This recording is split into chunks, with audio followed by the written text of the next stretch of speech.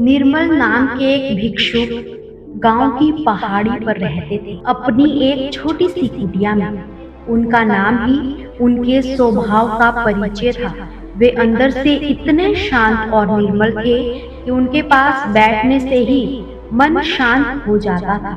मन में जितना भी बोझ हो हल्का हो जाता था।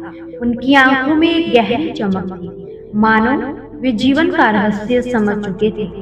वे ज्यादातर मौन ही रहते थे, लेकिन उनकी मौन स्थिति में भी ऐसा रहस्यमय आकर्षण था जो लोगों को उनकी ओर खींच लेता था।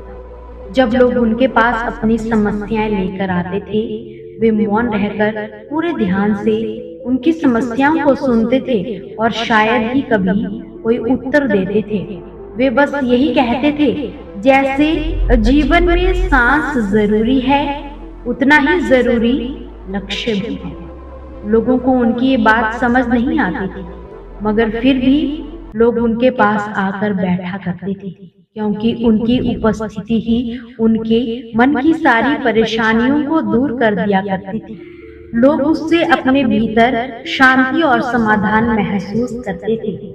शायद कई बार गहरे उत्तर मौन में ही छिपे होते हैं। उसी गांव में सूरज नाम का एक युवक था। वह बड़े उत्साह से भरा व बड़े सपने देखने वाला व्यक्ति था। उसने अपने जीवन में बड़े बड़े लक्ष्य तय किए थे। उसके जीवन की शुरुआत बहुत उम्मीदों और आकांक्षाओं से भरी थी। उसने अपना एक अच्छा भविष्य बनाने का सपना देखा था, एक अच्छा जीवन जीने की योजना बनाई थी और उसके साथ सभी का साथ भी था। पर जैसे जैसे समय बीता, उसके जीवन की चुनौतियां बढ़ती गई। पहला झटका तो उसे तभी लग गया जब उसने कई काम खोजने की तलाश की, खुद को योग्य साबित करने की कोशिश की, लेकिन बार बार असफलता का ही मुंह उसे देखना पड़ रहा था। कड़ी मेहनत और कड़े प्रयास के बाद भी उसे कहीं नौकरी ना मिल पाई। लोग उसे योग्य तो समझते थे, लेकिन कोई भी उसे मौका नहीं दे रहे थे। उसका सेल्फ कॉन्फिडेंस डगमगाने लगा। वह खुद से सवाल करता था, क्या मैं वास्तव में योग्य नहीं? इसकी पर्सनल लाइफ भी कठिनाइयों से घिर गई। एक समय था जब उसके दोस्त, सगे संबंधी सभी उसके साथ थे, उसका सहारा था, लेकिन बार बार असफलताओं ने उन्हें भी सूरज से दूर कर दिया। सभी ने उससे दूरियां बना ली, क्योंकि अब उसके पास कोई सफलता की कहानी थी ही नहीं। परिवार भी दूर होने लगा, इस वजह से कि वो सभी सोचने लगे कि सूरज अब अपनी लाइफ में कुछ भी नहीं कर पाएगा। उसे महसूस होने लगा उसका कोई भी नहीं, ना दोस्त ना ही परिवार। वह खुद को अकेला महसूस करने लगा था। अब उसके पास एक ही सवाल था कि क्या मैं कभी जीवन में सफल हो भी पाऊंगा या नहीं। वह उदास, बेचैन, अशांत रहने लगा। उसे कोई रास्ता नजर ही नहीं आ रहा था, मानो सब कुछ बिखर सा गया हो। जब उसे लगने लगा कि वह अब जीवित नहीं रहना चाहता, तो एक दिन कहीं जाते हुए गांव के लोगों से उसने उन भिक्षुक निर्मल की चर्चा सुनी जो पहाड़ी पर उस आश्रम में रहा करते थे। वे कह रहे थे कि उनके पास जाकर कोई भी परेशानी हो, सभी हल हो जाती है। सूरज को ये सब सुनकर लगा कि शायद उसकी समस्या का हल उन्हीं भिक्षुक के पास है। बिना समय गवाए वह भिक्षुक के पास पहुंच गया। कुटिया के सामने पेड़ के नीचे भिक्षुक की आंखें आसमान में एकाएक टिकी थी, जैसे वह जीवन का गहरा रहस्य देख रहे हो। सूरज ने हिम्मत करके अपनी सारी पीड़ा उनके सामने रख दी कि कैसे वह हर चीज में असफल हो रहा है। उसने भिक्षुक से कहा, मैंने हर संभव प्रयास कर लिया है, मगर मैं असफल ही होता जा रहा हूँ। मैं क्या करूँ? कृपया बताइए। भिक्षुक बिना कुछ बोले बस मुस्कुरा दिए। उसने फिर कहा, हे गुरुदेव, क्या आप कुछ नहीं कहेंगे? कृपया उत्तर दीजिए। तो भिक्षुक ने कहा, वे मुस्कुराए और बोले, जैसे जीवन में सांस चाहिए वैसे ही लक्ष्य चाहिए। सूरज को उनकी बातें समझ में नहीं आई। वे सोच में पड़ गया, सांस व लक्ष्य का भला क्या संबंध हो सकता है। उसने कहा, गुरुदेव, मैं समझा नहीं। भिक्षुक ने धीमे स्वर में कहा, सुबह सूर्य उदय होने से पहले मुझे नदी के किनारे मिलो। उसने सोचा, शायद भिक्षुक के पास कोई भी उत्तर नहीं है। अगले दिन वह पहुंच गया। वहां पर भिक्षुक पहले से ही बैठे थे। उनके चेहरे पर वही शांत मुस्कान थी। उन्होंने बिना कुछ कहे नदी में चलना शुरू कर दिया। सूरज भी शांत हो गया। वह भी पीछे पीछे चल पड़ा। दोनों धीरे धीरे नदी में गहरे पानी की ओर चलते गए। जब पानी गले तक पहुंच गया, तब अचानक भिक्षुक ने सूरज को कंधों से पकड़ा और उसे पानी में डुबो दिया। सूरज को कुछ समझ नहीं आ रहा था। वह पानी में छटपटाने लगा, सांसें थमने लगी। वह पूरी ताकत लगाकर बाहर निकलने की कोशिश करने लगा, मगर भिक्षुक ने उसे और नीचे गहराई में दबा दिया। जब वह बेहोश होने लगा था, तभी भिक्षुक ने उसे बाहर खींचा।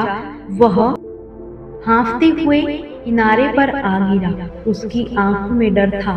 भिक्षुक ने उससे पूछा, जब तुम पानी में थे तब किस चीज की जरूरत सबसे ज्यादा महसूस कर रहे थे? उसने कहा, मुझे सिर्फ सांसें चाहिए। भिक्षुक मुस्कुराए और बोले, बस यही तो है सफलता का रहस्य। जब तुम्हें सांस की तरह कुछ चाहिए, तब तुम उसे पूरी ताकत से पाने की कोशिश करते हो, लेकिन जब तुम्हारी इच्छाएं कमजोर होती है, तब तक तुम्हारा प्रयास भी कमजोर रहेगा। अगर जीवन में किसी लक्ष्य को पाना चाहते हो, तो तुम्हें इसकी जरूरत इतनी गहराई से महसूस होनी चाहिए जैसे तुम्हें पानी में सांसें चाहिए थी, तभी उसे तुम पा सकोगे। आधे मन से कुछ भी चाहने पर तुम केवल संघर्ष व असफलता ही पाओगे। सूरज को उस पर अपने जीवन का सत्य समझ आ चुका था। उसने अब तक जो भी किया था, वह आधे अधूरे मन से किया था। असफलता से डरकर कभी पूरी तरह कोशिश ही नहीं की थी। उसने माना कि वह जीवन में भाग्य व दूसरों को दोष देकर भाग सकता था, मगर सच्चा प्रयास उसने कभी किया ही नहीं। असफलता से घबराकर आधे अधूरे मन से प्रयास शुरू किया और प्रयास करना छोड़ भी दिया।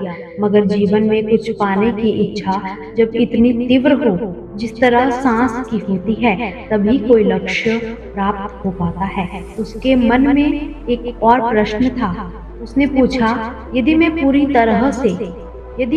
पूरी ताकत से भी कोशिश करूं, फिर भी जीवन में असफलता मिल सकती है। ऐसी परिस्थिति में मैं क्या करूं? उसने कहा, असफलता जीवन का हिस्सा है। महत्वपूर्ण केवल यही है कि तुम हर असफलता को एक सीख की तरह देखो। अगर असफल होते हैं तो उसे अपनी यात्रा का हिस्सा मानो, ना कि उसका अंत। जब जीवन में हर पल को जागरूकता व समर्पण से जीते हो, तब असफलता भी एक सबक बन जाती है, ना कि बाधा। भिक्षुक के उस उपदेश ने सूरज को एक नई ऊर्जा दी। उसने ठान लिया कि वह अपने लक्ष्य के लिए उसी समर्पण के साथ प्रयास करेगा, जैसा वह पानी से निकलते वक्त कर रहा था। अब उसने अपना ध्यान, समय, ऊर्जा को अपने लक्ष्य में लगाना शुरू किया। वह अपने काम में पूरी तरह से समर्पित था और हर असफलता को एक सीख मानकर आगे बढ़ने लगा। उसने सबसे पहले डर व कमजोरी का सामना करना शुरू किया। वह उन कामों को लिखने लगा जिसमें वह असफल था। उसने अपने सपनों की दिशा में अपना पहला कदम उठाया। उसने अपनी रुचियों व क्षमताओं को समझा और ये तय किया वह खेती में अपना भविष्य, अपना करियर बनाएगा, जो उसके परिवार की परंपरा थी। सभी किसानों से सीखा, उनकी तकनीकों को अपनाया, अपनी खेती की उपज को अधिक से अधिक बेहतर करने की कोशिश की। इसके साथ ही उसने अपने ऊपर नियंत्रण व टाइम की कदर करने की शुरू की। सूरज की पहली किरण के साथ वह खेतों में काम करना शुरू कर देता था। उसने अपनी असफलताओं को एक नया नजरिया दिया। अब जब भी उसके जीवन में कोई समस्या, कठिनाई आती, तो वह भिक्षु की बातें याद करता और अपने लक्ष्य की ओर बढ़ जाता। कुछ वर्षों के बाद उसकी मेहनत रंग लाई, उसकी सभी फसलें बेहतरीन होने लगी और फसल बिकने से उसकी बहुत अच्छी आमदनी होने लगी, जिससे उसने अपनी और जमीन खरीदी। धीरे धीरे वह अपने गांव व आसपास के क्षेत्रों में एक सफल कृषक के रूप में पहचानने जाना लगा। सभी की जरूरतों को पूरा करते हुए उसने अपनी आर्थिक स्थिति भी काफी हद तक सुधार ली थी। उसने अपने गांव के अन्य युवकों को भी अपनी इस यात्रा में शामिल कर लिया था। अब उसने अपना ये कृषि का काम काफी फैला दिया। सफल होकर वह जो सपना उसने देखा था वो उसने पूरा किया। उसने एक स्कूल खोला जिससे कि गरीब बच्चों को वो शिक्षा दिला सके। उसने सभी बच्चों के साथ अपने सभी एक्सपीरियंस को साझा किया और बच्चों को बताया कि असफलता से डरने की बजाय उनसे एक सबक सीखिए। उसने बताया कि अच्छी सफलता मेहनत व धैर्य से ही मिलती है। अब वह अपने गांव का सबसे अमीर युवक बन चुका था। एक दिन वह दोबारा निर्मल भिक्षु के पास गया। वहां उन्होंने सूरज से पूछा कि बताओ, तुमने इस जीवन से क्या सीखा? तो उसने बताया कि मैंने सीखा कि अगर किसी चीज की आवश्यकता गहरी हो तो उसे पाने के लिए हर संभव प्रयास करना चाहिए। असफलता को पार करके ही हम अपने सभी लक्ष्यों को पा सकते हैं। भिक्षुक ने उसे आशीर्वाद दिया और वो वापस घर लौट आया। तो दोस्तों, सदा याद रखना, असफलता से जीवन का अंत नहीं होता, बल्कि ये तो सफलता की पहली सीढ़ी होती है। इस बारे में अपने विचारों को हमारे साथ साझा जरूर करें और अपने जीवन में कभी भी असफलता से डरिएगा नहीं।